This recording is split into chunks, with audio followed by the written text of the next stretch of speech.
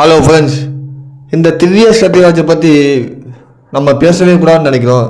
ஆனால் அவங்க எப்போ தளபதி விஜய் ஒரு மீட்டிங்கில் அட்டன் பண்ணி பேசுகிறோம் அப்பப்பெல்லாம் இவங்க தலை காட்டுறாங்க.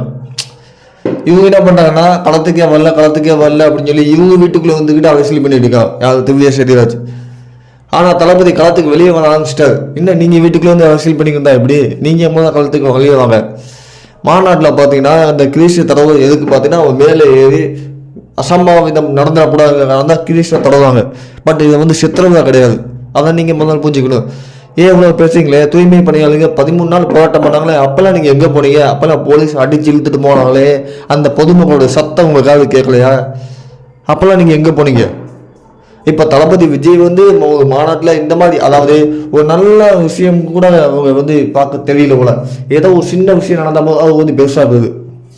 இந்த திவ்யா சத்யராஜ் எப்பயுமே அப்படித்தான். தளபதி விஜய் எங்கே போனாலும் என்ன பண்ணுறாங்க ஏது பண்ணுறாங்க கவனிக்கலாம். அவங்க அதை ஃபோக்கஸ் பண்ணிட்டு இருக்காங்க வீட்டுக்குள்ளேயே இருந்துக்கிட்டு.